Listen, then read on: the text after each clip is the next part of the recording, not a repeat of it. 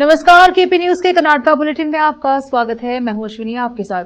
चलिए शुरू करते हैं आज के खबरों का सिलसिला। उससे पहले एक नजर आज के मुख्य समाचारों पर। इंडिया ब्लॉक पूर्ण बहुमत से सरकार बनाएगा, मुनियप्पा का दावा। यौन उत्पीड़न मामला, गृह मंत्री ने कहा हासन के सांसद प्रज्वल रेवन्ना को भारत वापस लाने के प्रयास जारी।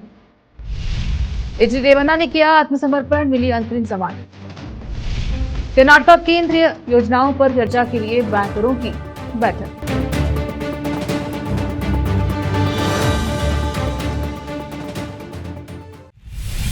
समाचारों का सिलसिला शुरू करते हुए देखते हैं समाचार विस्तार से। वरिष्ठ कांग्रेस नेता केएच मुनियप्पा, जो कर्नाटका कैबिनेट में मंत्री भी हैं, उन्होंने गुरुवार को कहा कि इंडिया ब्लॉक पूर्ण बहुमत के साथ केंद्र में सरकार बनाएगा। उन्होंने उत्तर प्रदेश के रायबरेली में पूर्व एआईसीसी अध्यक्ष राहुल गांधी के लिए प्रचार करने के बाद बात की। पूर्व केंद्रीय मंत्री मुनियप्पा ने कहा कि कांग्रेस को देश में मतदाताओं से अच्छा समर्थन मिल रहा है। यह भाजपा के लिए आराम करने का समय है। लोगों ने कांग्रेस और उसके इंडिया ब्लॉक सहयोगियों का समर्थन करने का फैसला किया है।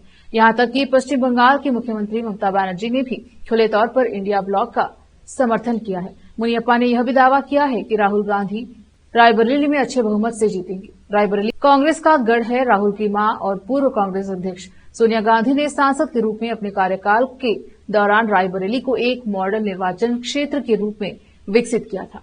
उन्होंने विस्तार से बताया। मुनियप्पा ने यह भी कहा कि जब वह केंद्रीय रेल राज्य मंत्री थे, तब रायबरेली के लिए एक रेलवे कोच फैक्ट्री स्वीकृत की गई थी, जो अब सैकड़ों लोगों को रोजगार दे रही है। मुनियप्पा ने कहा कि प्रधानमंत्री मोदी के नेतृत्व वाली एनडीए सरकार गरीबों, किसानों, जरूरतमंदों और वंचितों के कल्याण के लिए काम करने में विफल रही है। उन्होंने कहा, एक बार भारत सत्ता में आएगा तो हम आर्थिक रूप से कमजोर वर्ग, किसानों और वंचितों के लिए काम करेंगे। कर्नाटका के गृह मंत्री जी परमेश्वर ने शुक्रवार को कहा कि महिलाओं के खिलाफ यौन शोषण के आरोप का सामना कर रहे हासन के सांसद प्रज्वल रेवन्ना को भारत वापस लाने के प्रयास जारी है। उन्होंने यह भी कहा कि मामले की जांच कर रही विशेष जांच टीम एसआईटी कुशलता से काम कर रही है। 33 वर्षीय प्रज्वल रेवन्ना, जो जेडीएस के संरक्षक और पूर्व प्रधानमंत्री एच.डी. देवेगौड़ा के पोते हैं, उन पर महिलाओं के यौन शोषण के कई मामलों का आरोप है। इस घोटाले ने राजनीतिक तूफान खड़ा कर दिया है और सत्तारूढ़ कांग्रेस तथा भाजपा जेडीएस के बीच आरोप प्रत्यारोप शुरू हो गए हैं। कथित तौर पर प्रज्वल 27 अप्रैल को जर्मनी के लिए रवाना हुआ और अभी भी फरार है। वह हासन लोकसभा क्षेत्र से भाजपा जेडीएस गठबंधन के उम्मीदवार थे, जहां 26 अप्रैल को पहले चरण में मतदान हुआ था। रुकते हैं समाचारों का सिलसिला, लेते हैं छोटा सा ब्रेक।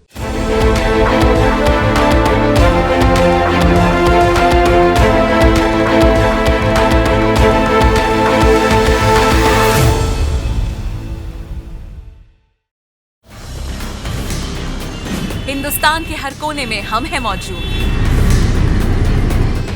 24 घंटे हालात पर गहरी नजर, खबरों से जुड़े चुपते सवालात, और आपको दिखाता है धार्मिक, सामाजिक, राजनीतिक, लोकल और इंटरनेशनल न्यूज की सबसे बेहतर कवरेज, जो आपको रखती है हर पल बाखबर। देश और दुनिया भर की खबर के लिए देखते रहें KP news 24/7। Noor education trust Bidar की ओर से चलाए जाने वाला Noor MEd and BEd college Bidar, recognised by NCTE Delhi and affiliated to Bidar University, Bidar. Admission are open for the academic year 2023-24. विशेषज्ञ और सक्षम शिक्षकों द्वारा शिक्षा प्राप्त करने के लिए नूर एमएड एंड बीएड कॉलेज में दाखिला लें और शांत वातावरण में शिक्षा प्राप्त करें। बीदर शहर में बेहतर शिक्षा का एकमात्र केंद्र Noor MEd and BEd college, Shahpur gate, Bidar. Phone numbers 9945283920, 8482221297। Hindustan के हर कोने में हम हैं मौजूद। 24 घंटे हालात पर गहरी नजर, खबरों से जुड़े चुपते सवालात, और आपको दिखाता है धार्मिक, सामाजिक, राजनीतिक, लोकल और इंटरनेशनल न्यूज की सबसे बेहतर कवरेज, जो आपको रखती है हर पल बाखबर। देश और दुनिया भर की खबर के लिए देखते रहें केपी न्यूज 24/7।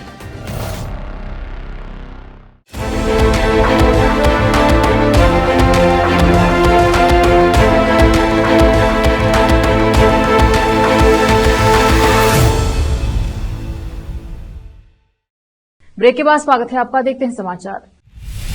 आरोपी जेडीएस विधायक एचडी रेवन्ना ने अपने सांसद बेटे प्रज्वल रेवन्ना के साथ Holi Narsinghpur town police station में उनके खिलाफ दर्ज यौन उत्पीड़न के मामले में गुरुवार को शहर के 42वें अतिरिक्त मुख्य मेट्रोपॉलिटन मजिस्ट्रेट के सामने आत्मसमर्पण कर दिया। 42वें एसीएमएम प्रीत जो मौजूदा और पूर्व सांसदों विधायकों के खिलाफ मामलों की सुनवाई के लिए विशेष अदालत राज्य में एक मजिस्ट्रेट द्वारा सुनवाई उन्हें 5 लाख रुपए के बॉन्ड और इतनी ही राशि की 2 जमानतें भरने के बाद अंतरिम जमानत पर रिहा कर दिया। 165वें राज्य स्तरीय बैंकर्स समिति एसएलबीसी की बैठक की सह अध्यक्षता अतिरिक्त मुख्य सचिव और विकास आयुक्त जीओके शालिनी रजनीश, आरबीआई क्षेत्रीय निदेशक सोनाली सेन गुप्ता, नाबार्ड के मुख्य महाप्रबंधक टी रमेश, कैनरा बैंक के कार्यकारी निदेशक भावेंद्र कुमार और एसएलबीसी कर्नाटका के संयोजक कैनरा बैंक के सीजीएम केजे श्रीकांत से बुधवार को विधानसौधा में मुलाकात की गई। समिति को संबोधित करते हुए अतिरिक्त मुख्य सचिव और विकास आयुक्त शालिनी रजनीश ने प्रधानमंत्री जीवन ज्योति बीमा योजना पीएमजेजेबीवाई और प्रधानमंत्री सुरक्षा बीमा योजना पीएमएसबीवाई योजना के तहत सभी पात्र आबादी को कवर करने पर जोर दिया। वित्तीय वर्ष 2023-24 की चौथी तिमाही में 78.19% का सीडी अनुपात हासिल किया गया। विशेष रूप से 31 मार्च 2024 तक कृषि क्षेत्र 104%, कुल ऋण 114% और कुल प्राथमिकता क्षेत्र 97% लक्ष्य से अधिक हो गया है। बैठक में सभी बैंकों के राज्य प्रमुख और अन्य गणमान्य लोग शामिल हुए। कर्नाटका उच्च न्यायालय ने बृहद बेंगलुरु महानगर पालिका को शुक्रवार सुबह 10 बजे मंत्री स्क्वायर मल्लेश्वरम खोलने, सभी बाधाओं को दूर करने और याचिकाकर्ता मैसर्स अभिषेक प्रोबिल्ड प्राइवेट लिमिटेड दुकानदारों को अनुमति देने का निर्देश दिया। कर्मचारियों को उनका स्वतंत्र प्रवेश और निकास, यह आंतरिक आदेश मॉल चलाने वाली याचिकाकर्ता कंपनी को 31 जुलाई या उससे पहले बीबीएमपी के पास 20 करोड़ रुपए की राशि जमा करने का निर्देश देने के बाद पारित किया गया, जिसमें से 3.50 करोड़ रुपए की राशि जून या उससे पहले जमा की जानी चाहिए। न्यायमूर्ति ज्योति मानी की अवकाश पीठ ने याचिकाकर्ता और मॉल के वकीलों को सुनने के बाद अंतरिम आदेश पारित किया। मॉल को 2019 में 41 करोड़ रुपए के संपत्ति पर कर बकाया का भुगतान न करने के कारण बंद कर दिया गया था और इसीलिए कंपनी ने उच्च न्यायालय का रुख किया। अंतरिम आदेश पारित करने से पहले कंपनी सीएफओ ने अदालत के समक्ष एक हलफनामा दायर किया, जिसमें कहा गया कि कंपनी विवाद पर प्रतिकूल प्रभाव डाले बिना 31 जुलाई को या उससे पहले बीबीएमपी के समक्ष 20 करोड़ रुपए की राशि जमा करने का वचन देती है। हलफनामे में यह भी कहा गया कि 3.50 करोड़ रुपए 1 जून या उससे पहले जमा कर दिए जाएंगे। फिलहाल वक्त एक और छोटे से ब्रेक का, जल्द लौटेंगे ब्रेक के बाद।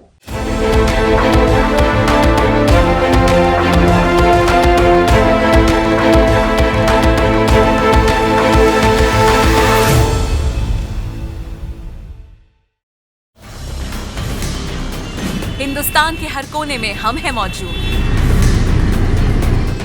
24 घंटे हालात पर गहरी नजर, खबरों से जुड़े चुपते सवालात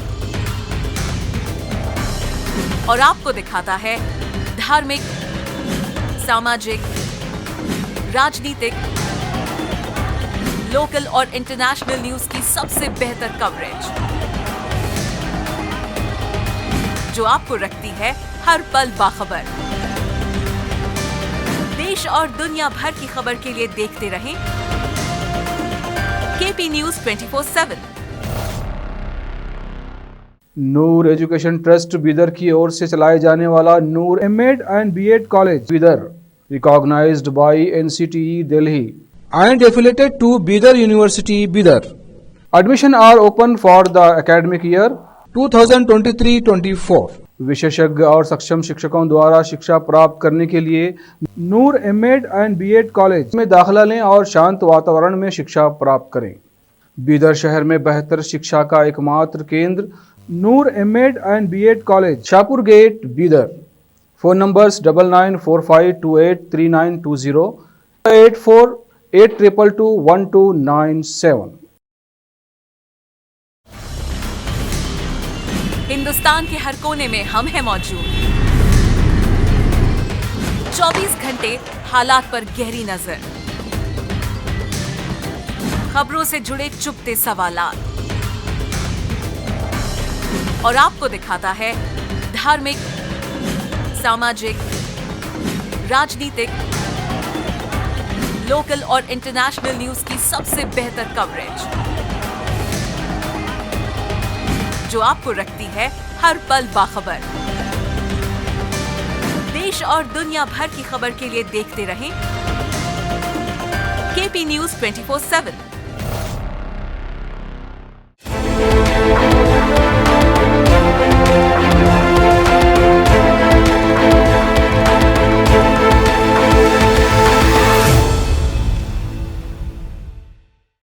ब्रेक के बाद स्वागत है आपका। देखते हैं समाचार। भाजपा और जेडीएस ने गुब्बी तालुके में हेमवती नदी पर एक्सप्रेस नहर के कार्यान्वयन का विरोध करते हुए डीसीएम और केपीसीसी अध्यक्ष डीके शिव कुमार के खिलाफ विरोध प्रदर्शन किया।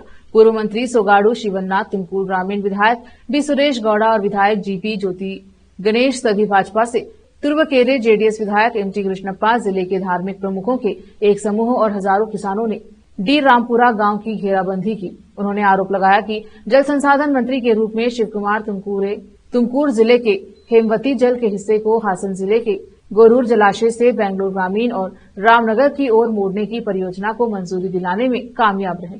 उनके छोटे भाई डीके सुरेश बेंगलुरु ग्रामीण से सांसद हैं। विद्यानारायणपुरा में एक महिला अक्षय की 15 वर्षीय लड़की ने एसएसएलसी परीक्षा में 52% अंक हासिल किए हैं। आर देविका को 12 साल की उम्र में महिला दक्षता समिति एमडीएस के स्वाधार गृह में लाया गया था। जब मैं कक्षा 6 में थी तो मेरे पिता ने मुझे पीटना शुरू कर दिया था। देविका ने कहा कि जो भी गलत होता उसके लिए वह मुझे दोषी ठहराते और अंततः मुझे स्कूल से निकाल दिया। उसकी मां, जो दृष्टिबाधित है, उसकी रक्षा के लिए बहुत कुछ नहीं कर सकी। ओरिएंटल इंग्लिश हाई स्कूल विद्यारण्यपुरा की एक छात्रा, उसने शिक्षाविदों में अच्छा प्रदर्शन किया, इसीलिए उसकी मां ने मदद के लिए प्रिंसिपल से संपर्क किया। प्रिंसिपल ने उसे सरकारी बाल कल्याण समिति के संपर्क में रखा, जिसने उसे एमडीएस भेजा। पहले तो देविका को उस जगह पर तालमेल बिठाने में दिक्कत हुई, हालांकि उसे धीरे धीरे घर जैसा महसूस होने लगा। मैं किसी और चीज की चिंता किए बिना अपनी शिक्षा पर ध्यान केंद्रित करने में सक्षम थी। हर चीज का ध्यान रखा गया। राष्ट्रीय जांच एजेंसी एनआईए ने हैदराबाद जासूसी मामले में घोषित अपराधी नूरुद्दीन उर्फ रफी को गिरफ्तार किया है। नूरुद्दीन जमानत पर छूटने के बाद से फरार था और राजीव नगर से पकड़ा गया था। एनआईए के एक प्रेस बयान से पता चला है कि नूरुद्दीन, जिस पर 5 लाख रुपए का इनाम था, उसको बुधवार को एक ऑपरेशन के दौरान एनआईए टीम ने पकड़ लिया। बाद में घर की तलाशी के दौरान अधिकारियों ने मोबाइल फोन, एक लैपटॉप, पेन ड्राइव और एक ड्रोन सहित कई आपत्तिजनक वस्तुएं बरामद की। नूरुद्दीन को अगस्त 2023 में कड़ी शर्तों के तहत जमानत पर रिहा किया गया, लेकिन वह चेन्नई में एनआईए विशेष अदालत के सामने पेश होने में विफल रहा, जिसके कारण उसके खिलाफ गैर जमानती वारंट जारी किया गया। 7 मई 2024 को कोर्ट ने उसे भगोड़ा घोषित कर दिया। जासूसी मामले में श्रीलंकाई नागरिक मोहम्मद साकिर हुसैन और कोलंबो में पाकिस्तानी उच्चायोग में कार्यरत पाकिस्तानी नागरिक अमीर जुबैर सिद्दीकी द्वारा आतंकी साजिश शामिल है। उन्होंने 2014 में चेन्नई में अमेरिकी वाणिज्यिक दूतावास और बेंगलुरु में इजरायली दूतावास में विस्फोट करने की साजिश रची थी। एनआईए की जांच से पता चला है कि नूरुद्दीन आरोपी पाकिस्तानी नागरिक के इशारे पर उच्च गुणवत्ता वाले नकली भारतीय मुद्रा नोटों का उपयोग करके राष्ट्र विरोधी जासूसी गतिविधियों के वित्त पोषण में शामिल था। भारतीय मौसम विज्ञान विभाग ने बेंगलुरु के लिए ऑरेंज अलर्ट जारी किया है और निवासियों को अगले 2 दिनों में भारी बारिश की चेतावनी दी। शनिवार और रविवार को शहर भर में मध्यम से भारी बारिश होने की संभावना है। बेंगलुरु में पिछले 2 सप्ताह से भारी बारिश हो रही है और शहर में बादल छाए रहने की संभावना है। शहर में अधिकतम और न्यूनतम तापमान 30 और 22 डिग्री सेल्सियस रहने की संभावना।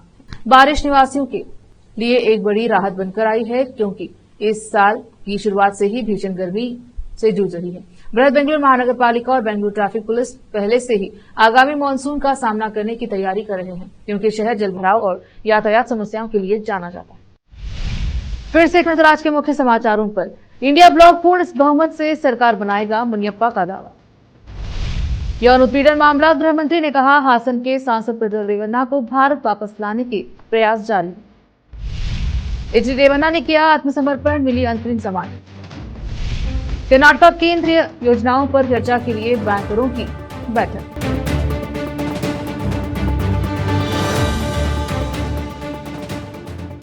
केपी न्यूज के कर्नाटका बुलेटिन में अब तक के लिए इतना ही। देखते रहिए केपी न्यूज 24/7। धन्यवाद।